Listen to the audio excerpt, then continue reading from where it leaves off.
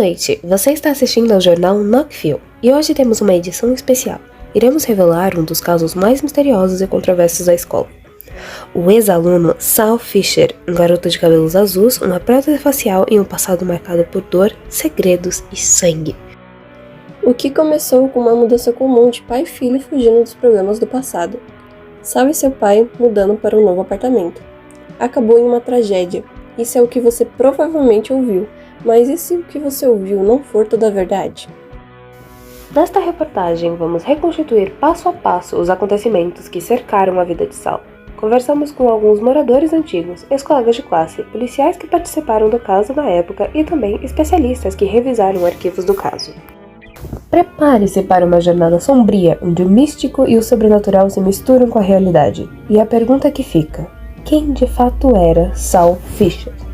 Em 1994, Sal Fisher e seu pai se mudaram para o apartamento 402 do edifício Edison, após a infeliz e inesperada morte da mãe de Sal. O prédio antigo e decadente abrigava pessoas excêntricas e segredos profundos. Um antigo vizinho disse: ele era educado, mas muito calado.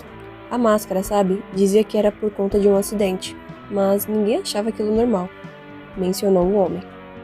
O prédio Addison parecia apenas um edifício comum, mas muitos moradores relatavam barulhos durante a noite, sussurros vindos das paredes e um cheiro forte nos corredores mais antigos.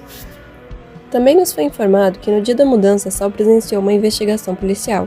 Enquanto conhecia o prédio, a investigação se tratava de um possível assassinato da senhora Sanderson.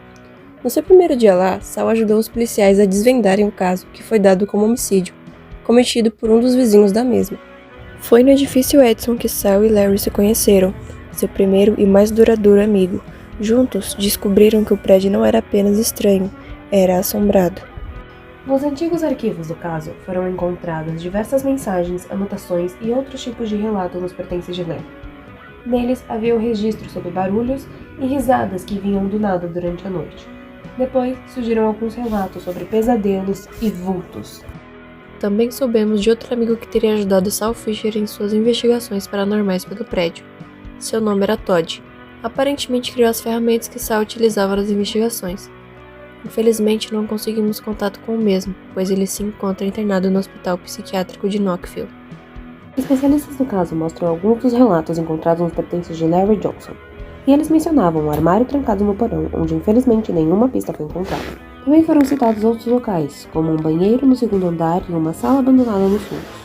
Lugares que, de acordo com Larry, eram ignorados por anos, mas escondiam atividades bizarras.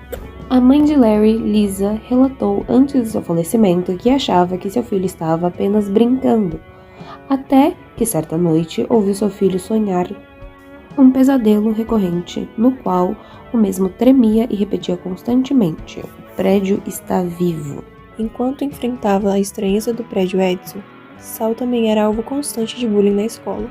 Sua aparência, sua maneira de falar, seu modo introvertido, tudo em sua vida e seus traumas seriam como munição para a crueldade dos colegas. Eu vi ele no corredor, sempre largado. Parecia que ele não se importava. E eu tenho certeza de que vi uma ou duas vezes ele sussurrando pelos cantos. Sempre com aquela máscara estranha. Sempre chamavam ele de esquisito, sabe? Mas ele só parecia triste. Sal e Larry eram alunos com enorme potencial. Na maior parte do tempo, educados. Mas Sal, em especial, parecia sempre exausto. Como se todos os dias estivesse lutando contra algo maior. Cheguei até a cogitar que ele estivesse depressivo e pensei em avisar o responsável. Mas, infelizmente, com os acontecimentos na escola e nos arredores, acabei deixando isso de lado. Foi durante esse período que Sal e Larry começaram a registrar eventos paranormais de forma caseira e amadora, como uma tentativa de alertar o mundo. Em 1996, o primeiro corpo foi encontrado no apartamento 403. O caso foi inicialmente classificado como um assassinato doméstico, mas logo outros eventos começaram a surgir, todos de alguma forma ligados ao prédio Edison. Então, todos os crimes tinham o mesmo padrão. Eram pessoas isoladas, pouco notadas, que desapareciam e logo em seguida apareciam símbolos estranhos, desenhados pelos cantos. Para os moradores do lugar, era algo recorrente. Com o tempo, isso se tornou normal. Então, ninguém falava sobre isso de forma clara, mas notamos que havia algo errado naquele lugar e fomos investigar. Os símbolos pareciam ritualísticos, círculos de sal, marcas de sacrifício, não pareciam obras de uma só pessoa, parecia algo irreal, era como um culto organizado. Sal e Larry tentaram alertar as autoridades, mas ninguém levou a sério, então Larry foi encontrado morto, dado oficialmente como suicídio. Para Sal, isso foi como uma confirmação. O mal estava se espalhando. Após o desaparecimento e morte de múltiplos moradores e uma explosão no porão do prédio Edson, Sal Fisher foi preso. Com ele foram encontradas armas, fitas de vídeo e um diário detalhado sobre o culto e os sacrifícios. Dizia que fez o que fez para salvar o mundo, que as pessoas estavam possuídas, mas o júri só havia um jovem transtornado. Sal foi condenado e anos depois executado, mas a mensagem que deixou para gerações futuras ainda levanta dúvidas. Estaria ele dizendo a verdade ou era apenas um delírio alimentado pela tragédia e pelo trauma? Eu fui uma das pessoas que ele conheceu em vida. Sal não estava mentindo em nada do que disse.